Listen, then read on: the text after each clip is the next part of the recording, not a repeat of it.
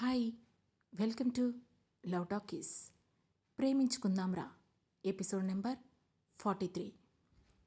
ఆద్య reports అన్నీ చూస్తూ doctor ఆశ్చర్యపోవడంతో ఆమె ఏం చెబుతుందోనని నాకు ఫుల్ టెన్షన్గా ఉంది. 17 ఏళ్ల వయసులో ఇలా అవడం అంటే చాలా బాధాకరం. కానీ అసలు ఈ అమ్మాయి ఉన్న ఆరోగ్య స్థితికి ఇవన్నీ భరించడం కూడా కష్టం. అలా అని తనని ఈ స్థితి నుండి బయటపడేసే మార్గం కూడా మన దగ్గర లేదు. మనం ఎలాంటి నిర్ణయం తీసుకున్నా ఆ ఎఫెక్ట్ ఆమె శరీరం మీద, ఆమె భవిష్యత్తు మీద పడుతుంది.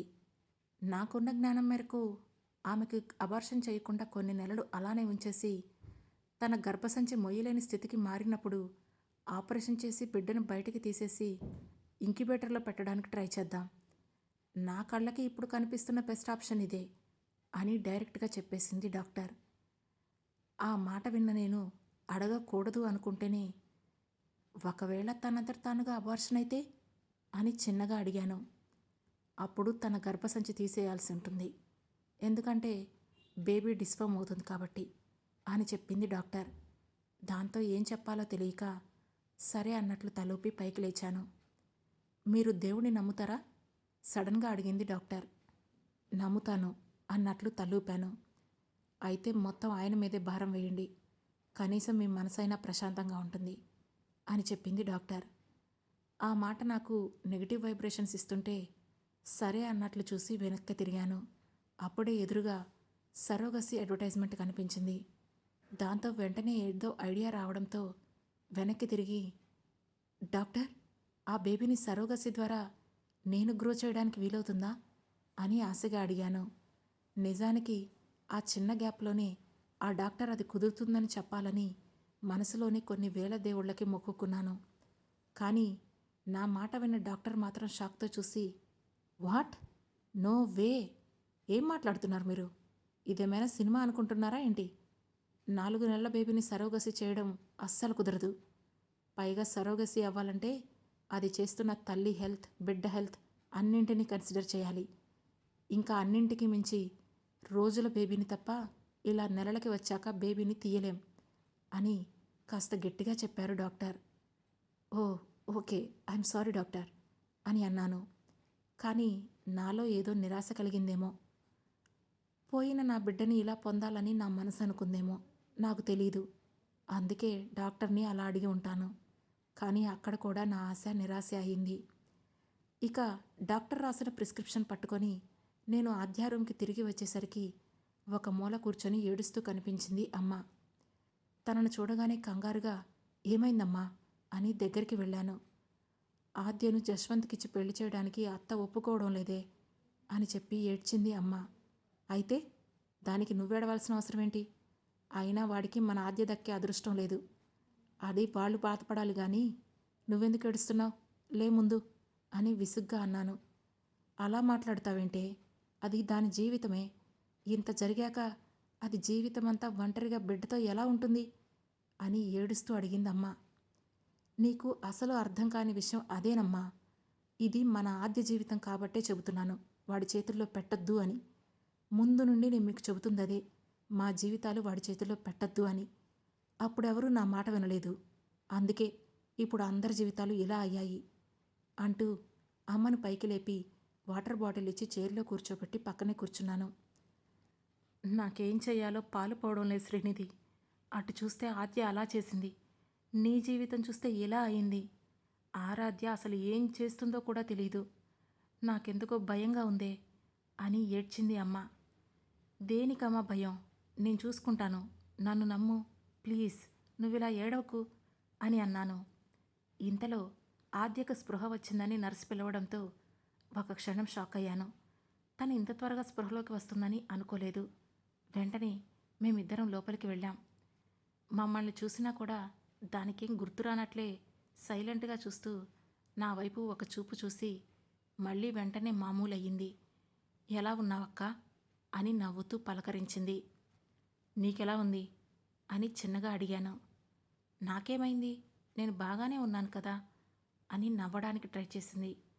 కానీ దాని మాట పూర్తవ్వకుండానే దాని చెంప మీద ఒక్కటిచ్చింది అమ్మ. అది చూసి ఆద్యతో పాటు నేను కూడా షాక్ అయ్యాను. ఎందుకే మమ్మల్ని తినేస్తున్నారు ఒకరి తర్వాత ఒకరు? చంపుకు తింటున్నారు. మా కడుపున చెడబుట్టారు కదే. అసలు ఏం తక్కువ చేశానే నీకు? ఎందుకిలా పాపిష్టిదానిలాగా మా ప్రాణాలు తీస్తున్నావు? ఇప్పుడు వాడితో కులికి కడుపు తెచ్చుకోవాల్సిన అవసరం నీకే వచ్చింది అని ఆమె ఆపకుండా ఆద్యను కొడుతూనే ఉంది అమ్మ. ఆగమ్మా, ఈ టైంలో ఏంటిదంతా అంటూ అమ్మని ఆపడానికి ప్రయత్నిస్తున్నాను. కానీ ఆద్య మాత్రం సైలెంట్గా చూస్తుంది తప్ప కనీసం దాని కంటి నుంచి ఒక కన్నీటి చుక్క కూడా బయటికి రావడం లేదు. అదే సమయంలో అత్తా మామయ్య కూడా లోపలికి వచ్చారు. ముక్తసరిగా ఆద్యతో అమ్మతో మాట్లాడేసి, బావ మీద పెట్టిన కేసు వెనక్కి తీసుకో శ్రీనిధి అని అడిగింది అత్త.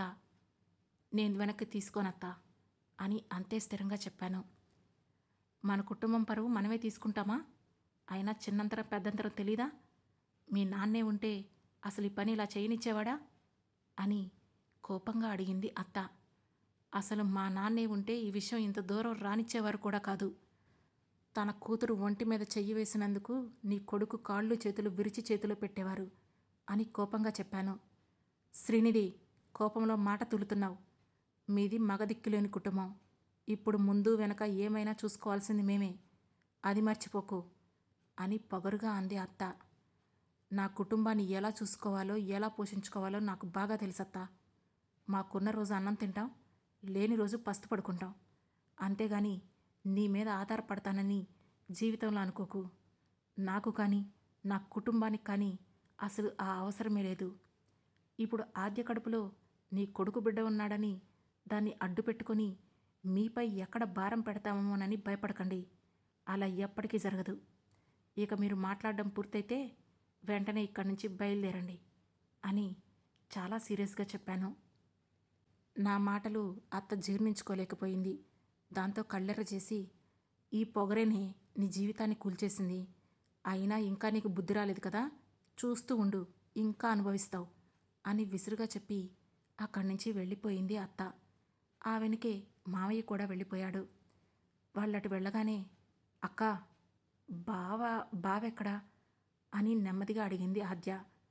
అప్పటికే చిరాకుగా ఉన్న నేను, ఆద్య, అదంతా నీకు అనవసరం, నువ్వు రెస్ట్ తీసుకో అని విసుగ్గా చెప్పాను.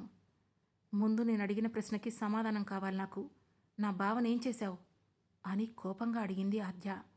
సడన్గా దానిలో కనిపించిన అబ్నార్మల్ బిహేవియర్కి నేను ఆశ్చర్యపోయాను.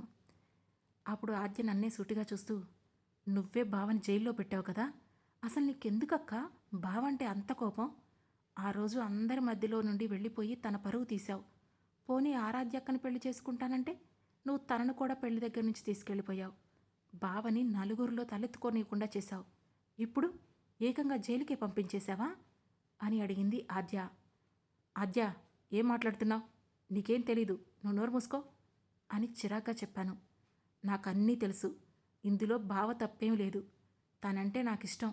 అందుకే నేను బావకు దగ్గరయ్యాను. అయినా మీ ఆయన చేస్తే మాత్రం తప్పులేనిది బావ చేస్తే ఏమొచ్చింది? మీ ఆయన మాత్రం నువ్వు ప్రేమిస్తే నిన్ను అందరి మధ్యలో నుంచి తీసుకుని వెళ్ళిపోవచ్చు. బావికి మాత్రం వేరే రూల్స్ ఉంటాయా అని అడిగింది ఆద్య. మైకేల్ గురించి మాట్లాడే అర్హత నీకు లేదు ఆద్య అని కోపంగా అన్నాను. ఈసారి నా స్వరం కూడా తీవ్రంగానే మారింది. నాకెందుకు అర్హత లేదు? నువ్వు నా బావని జైల్లో పెట్టించినప్పుడు తనని ఎన్ని మాటలైనా అనే హక్కు నాకుంది అని పొగరుగా చెప్పింది ఆద్య. షడప్, నోరు మూసుకో అని చెప్పినప్పుడు నోరు మూసుకో అని చాలా కోపంగా చెప్పి అమ్మ ఫోన్ తీసుకొని ఎదురింటి అక్కకి కాల్ చేయడానికి బయటకు వచ్చేశాను. కానీ ఆద్య మాత్రం నోరు మూసుకోలేదు.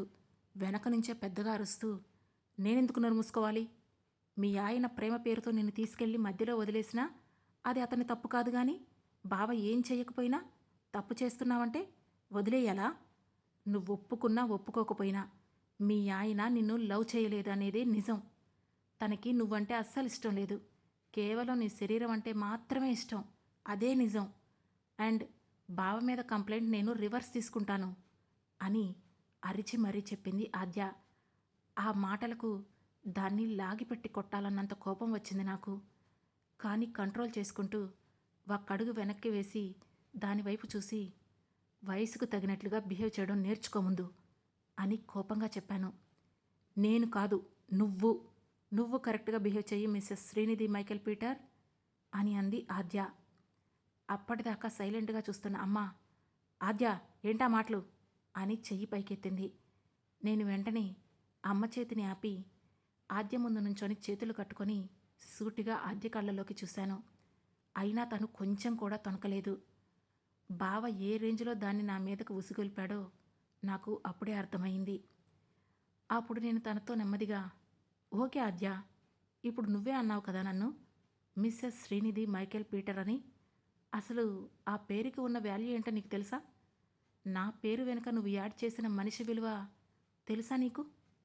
నీకు తన అపాయింట్మెంట్ కాదు కదా, ఆ మనిషి ఇంటి ముఖం చూసే అర్హత కూడా లేదు. నిజమే, ఇప్పుడు మా ఇద్దరికి టర్మ్స్ బాలేదు, మేం కలిసిలేము.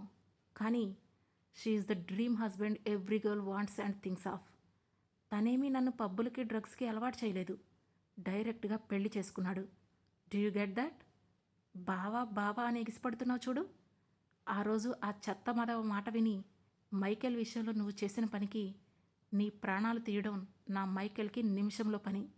అతని దృష్టిలో పడితే ఆ నెక్స్ట్ నిమిషమే నీకు బతుకనేదే ఉండదు. కేవలం నా హస్బెండ్ మైకేల్ పీటర్ నా కోసమే మిమ్మల్ని వదిలేశాడు. లేదంటే మీ ఇద్దరూ ఈ పాటికి చచ్చి రోజులు గడిచిపోయి ఉండేవి. మైకేల్కి నేనంటే ప్రేమ లేదన్నావు కదా, అది నీ మూర్ఖత్వం.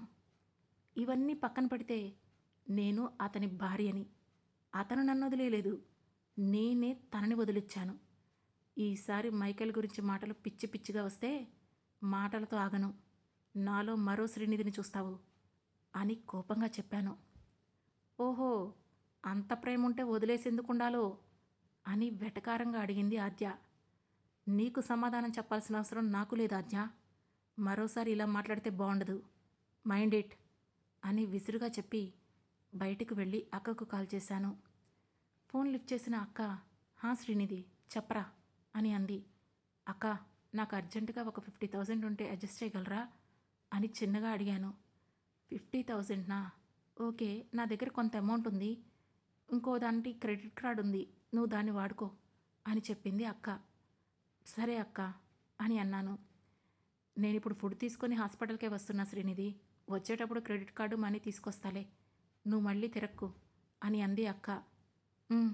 సరే అక్క అని చెప్పాను. ఓకే, ఇంకేమైనా తీసుకురానా అని అడిగింది.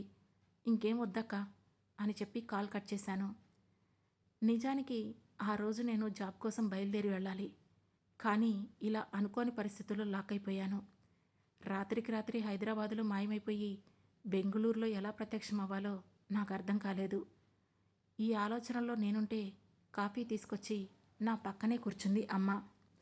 తన వైపు చూసి ఒక చిన్న నవ్వు నవ్వి ఆ కాఫీ తీసుకున్నాను. రేపు ఉదయం నువ్వు జాబ్లో జాయిన్ అవ్వాలట కదా అని అడిగింది అమ్మ. అవునమ్మా అన్నాను. జీతం ఎంత వస్తుంది అని అడిగింది అమ్మ. వస్తాయి, నెలకి ఓ 50,000 అని చెప్పాను. ఎక్కువే అని నా చేతులు తీసుకొని తన గాజులు తీసి నా చేతుల్లో పెట్టి, ఇవి తాకట్టు పెడితే డబ్బులు ఇస్తారు కదా, రేపొద్దునికి ఫ్లైట్ టికెట్ బుక్ చేసుకో, రాత్రంతా ప్రశాంతంగా పడుకొని ఉదయాన్నే వెళ్ళిపో అని చెప్పింది అమ్మ. నా మీద ఎంత కోపం ఉన్నా అంతకు మించి ప్రేమ ఉంటుందని అప్పుడప్పుడు గుర్తు చేస్తూనే ఉంటుంది మా అమ్మ. నేను వెంటనే తన గాజులు తిరిగి తన చేతులకి వేస్తూ, నాకివేం వద్దమ్మా అని చెప్పాను. నా మాట కాదనుకు శ్రీనిధి, ఉద్యోగం దొరికి మనం ఇంకొకరి మీద ఆధారపడకుండా ఉండాలంటే మనలో మనం ఆధారపడడంలో ఏ తప్పు లేదు. ఒకవేళ నీకు నేను పరాయిదాన్ని అనిపిస్తే నీ ఉద్యోగం వచ్చాక ఆ జీతంతో నా గాజులు విడిపించు అని కళ్ళనీళ్లు తుడుచుకుంటూ చెప్పింది అమ్మ. దాంతో ఇంకేం మాట్లాడినా ఆమె తీవ్రంగా హర్ట్ అవుతుందని నాకు అర్థమవడంతో కామ్గా గాజులు తీసుకొని అక్క రాగానే తనతో పాటు బయటికి వెళ్ళి వాటిని తాకట్టు పెట్టాను.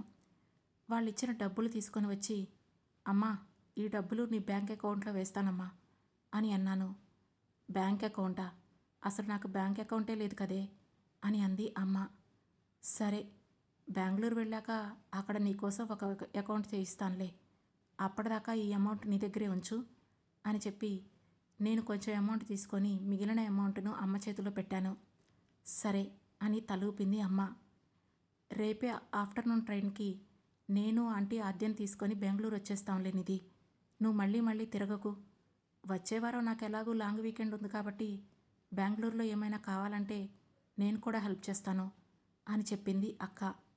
సరే అక్క అని చెప్పి హాస్పిటల్ బిల్ పే చేశాను. ఆ సాయంత్రమే ఆద్యను డిశ్చార్జ్ చేసుకొని ఇంటికి స్టార్ట్ అయ్యాను. దారిలో తనేం మాట్లాడలేదు, కానీ బావను బయటకు తీసుకొని రావడానికి చాలా తాపత్రయపడుతుందని మాత్రం క్లియర్గా అర్థమవుతుంది. తర్వాత రోజు ఉదయాన్నే నేను బెంగళూరుకి బయలుదేరాను. ఆల్ ది బెస్ట్ శ్రీనిధి అని చెప్పింది అమ్మ. థ్యాంక్ యూ అమ్మా అని తన చేతిని పట్టుకొని వెళ్ళొస్తాను, ఆరోగ్యం జాగ్రత్త అని చెప్పాను. జాగ్రత్త, నువ్వు కూడా వెళ్ళగానే ఫోన్ చెయ్యి అని చెప్పింది అమ్మ.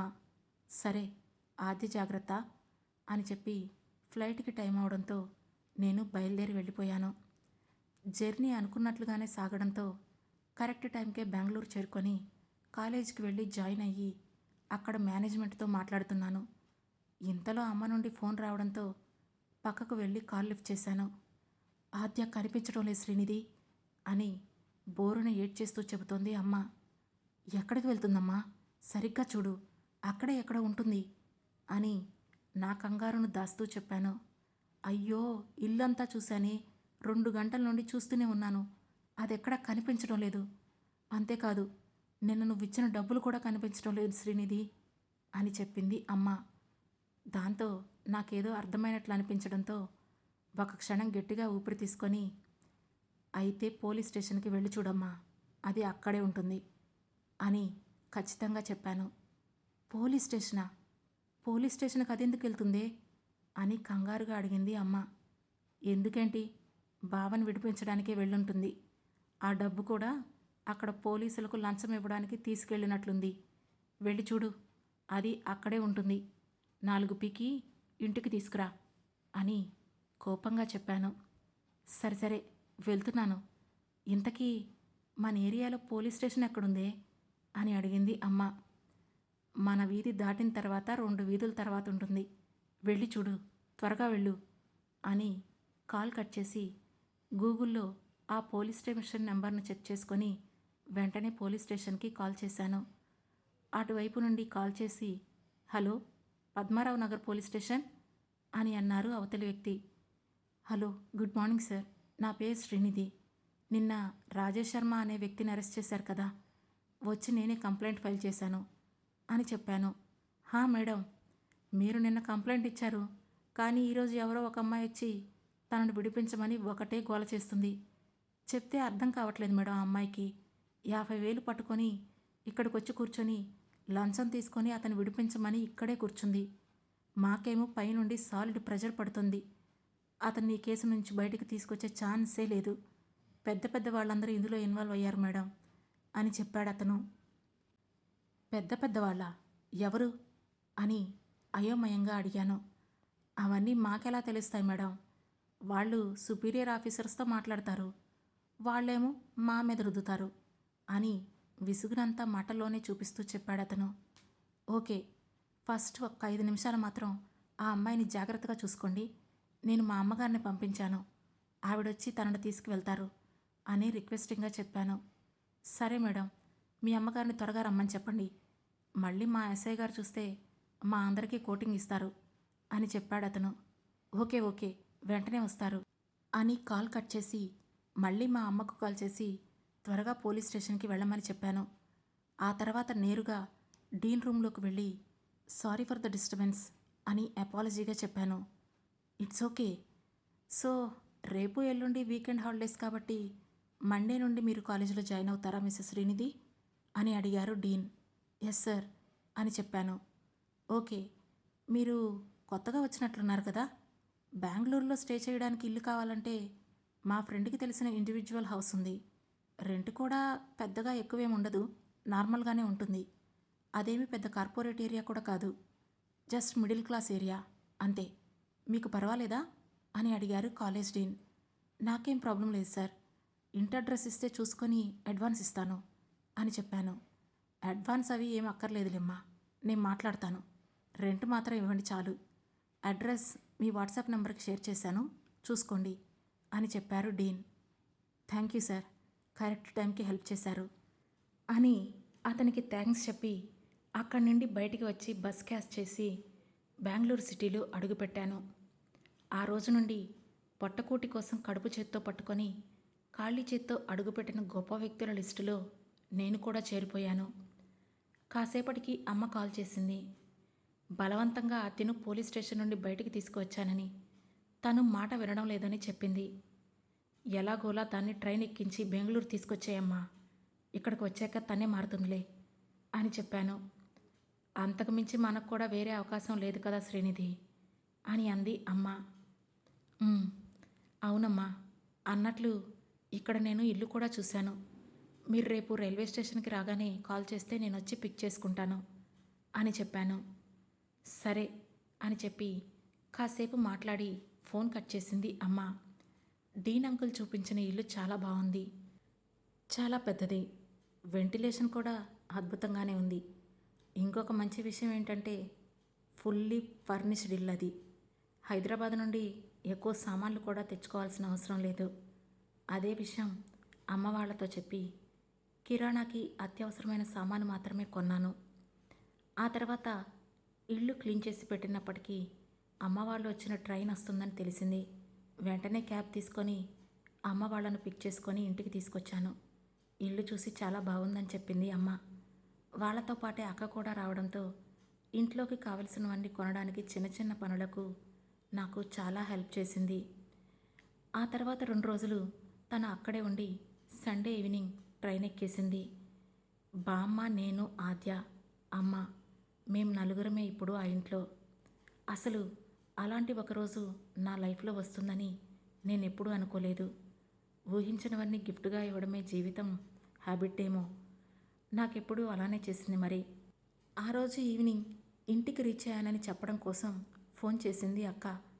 అప్పుడే రాజేష్ బావ జైలు నుంచి తప్పించుకున్న విషయం కూడా తను చెప్పింది. నాకేం అర్థం కాలేదు. అసలు అతను అలా ఎలా తప్పించుకుంటాడు అని అన్నాను. ఏమోరా, పోలీసులు వచ్చి చెక్ చేసి వెళ్ళారు, మీ ఇంటిని కూడా చెక్ చేశారు, మీ అత్తయ్య వాళ్ళను కూడా ఇంట్రాగేషన్కి తీసుకుని వెళ్ళారని విన్నాను అని చెప్పింది అక్క. అవునా, అయితే నేను ఒకసారి వాళ్ళతో మాట్లాడి మళ్ళీ కాల్ చేస్తానక్క అని చెప్పి కాల్ కట్ చేసి వెంటనే మామయ్యకి ఫోన్ చేశాను. అత్తయ్య కాల్ లిఫ్ట్ చేసి, శ్రీనిధి, రాజేష్ ఏంటో తప్పించుకొని వెళ్ళిపోయాడని వీళ్ళంతా చెబుతున్నారు శ్రీనిధి. వాడెక్కడికి వెళ్ళాడో ఏమో తెలియడం లేదు, మా దగ్గరికి రాలేదని చెబుతున్నా కూడా ఈ పోలీసులు నమ్మడం లేదు అని చెబుతూ ఏడ్చింది అత్త.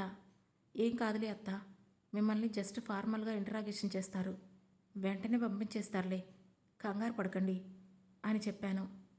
అలా ఎలా ఉంటామే, వాడెక్కడికి వెళ్ళిపోయాడో ఏంటో అని ఇంకా మాట్లాడుతుంటే ఇంకా అంతకు మించి నేను మాట్లాడేదేమీ లేదని ఆమెకు జాగ్రత్త చెప్పేసి ఫోన్ ఆఫ్ చేశాను.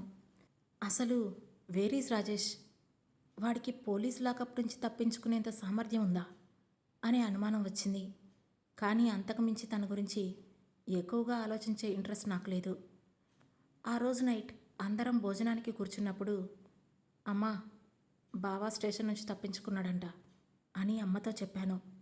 ఆ మాట విని అమ్మ ఆశ్చర్యపోయింది తప్ప ఏం మాట్లాడలేదు. కానీ అక్కడే ఉన్న ఆద్య మాత్రం, ఏంటి, బావ కనిపించడం లేదా అని షాకింగ్గా అడిగింది. నేనేం మాట్లాడకుండా అన్నం కలుపుకుంటూ కూర్చున్నాను.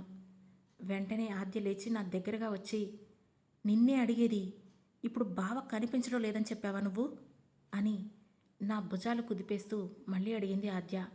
అవును అని విసుగ్గా సమాధానం చెప్పాను. అయితే ఖచ్చితంగా నువ్వే ఏదో చేశావు. ఏం చేశావు నా బావని?